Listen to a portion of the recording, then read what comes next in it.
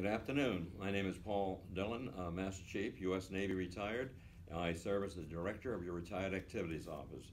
And basically, we are in service to our retired community.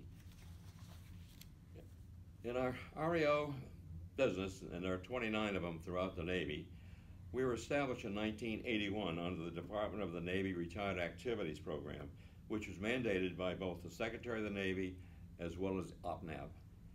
Our mission?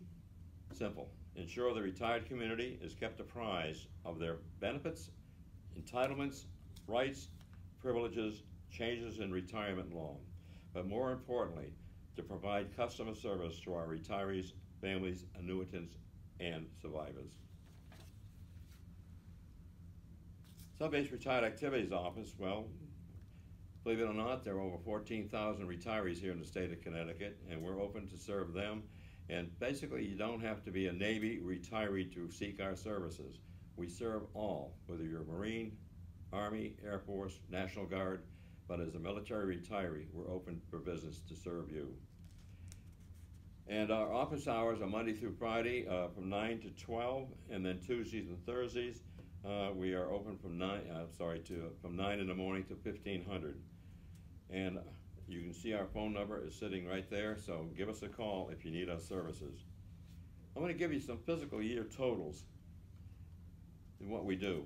For the period 1 October through 29 September 2021, we assisted 237 families, retirees, dependents, and so forth. Among these figures, we provided service to 30 families in reporting the death of their loved one to DFAS and other agencies, as well as providing assistance with the ensuing paperwork. We also interacted with DFAS on 41 times to assist with pay matters. And then, speaking of healthcare, TRICARE, there are 30 issues that we help folks straighten out their TRICARE problems. So anyway, we're happy to, no matter what your issue is, give us a call, and we'll be happy, more than happy to help you solve that problem. I want to talk a little bit about DFAS.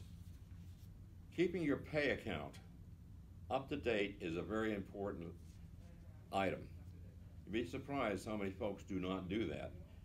They need to advise DFAS a change of address, phone numbers, email addresses. Then we have other things called quality of life events, such as changes in marriage, divorce, children, graduation, and of course death. But it's very important because we find more often that folks have not kept DFAS up to speed on what's going on with their lives, so to speak. DFAS customer care centers will verify your identity before making any changes to your account, so remember that. Make sure you have your Social Security number and so forth available. And you need to contact DFAS to update your contact information, as I said earlier. And when you deal with DFAS, make sure you store your documents in an accessible location. Ensure your family and beneficiaries know where to find those documents, and keep those forms, a copy of those forms sent to DFAS. Reporting life changes wise is important. Providing current contact information to DFAS is important in case DFAS needs to notify you of any changes to your pay. Providing your current email address will enable DFAS to send you notifications. This is a much quicker and efficient way to send information to benefit you and update you on current news in the retired pay matters. You check and update your beneficiaries. It is vital for you to notify DFAS of any changes in your beneficiaries or beneficiary information for the Survivor Benefit Plan or for your arrears of pay. It's known as AOP. If DFAS does not have a correct beneficiary information, updated contact information, it can cause delays in financial hardship for your loved ones. Cases in point, for example, if you had been divorced and you remarried, I have found personally on a couple of occasions reporting the death of a retiree on the arrears of pay to find out that the retiree never changed his beneficiary, so the first wife is the one that's going to get those payments. So make sure your beneficiaries are up to date.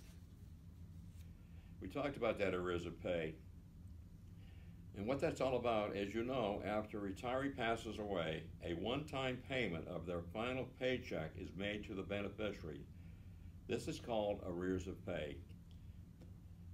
The AOP is prorated, which means, like for example, today we're filming on the 13th, happy Navy birthday, but we're filming on the 13th.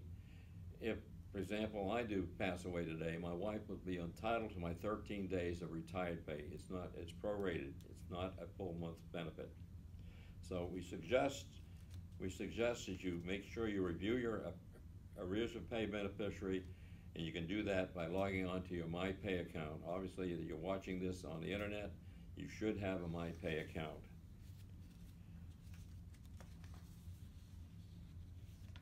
Speaking of MyPay account, the total population of all 4 branches, military retirees, is 2,638,600 at this particular time.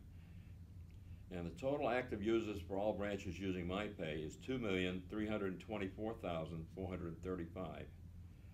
The population of the Navy retirees is 476,969 with an active user percentage of 94%. Well done, Navy. As you know, MyPay allows you to manage your pay account, such as changes of address, retrieving retired pay account statements at the end of the year, and more importantly, your 1099 at the tax season. So it's a valuable tool, and I know that some people might be frustrated because of the security built into it now. It's a two-factor security thing they put in there, not just your ID card. I mean, not your ID card, but your password. But they also want to check with sending you a text message or an email. Talk about death benefits. Military retirement pay ends at the date of death of the retiree. Retiree death should be reported to DFAS as soon as possible to prevent overpayment of retirees' pay and so forth. And how do you do that? There's a couple of options. One, you can call DFAS directly, 1-800-321-1080, and listen to the prompts. Or the easier way, you can call us at the RAO for help, and we will file that death report for you. But it's important that you understand that military retired pay stops at the date of death. I have had in the last, well, I've been serving in the RAO for a number of years, but I've had a few times where a widow was told by her deceased husband, well, obviously before he deceased, but anyway, that when he passes away, she would be entitled to half of his retired pay. Not true. The only way she's going to get some retired pay if that retiree participated in the Survivor Benefits Program. So the bottom line that I'm talking about DFAS account management is advise DFAS of changes in contact information, address, phone number, email address, and of course you want to notify DFAS of any life changes, which again, marriage, divorce, children, graduation, and death.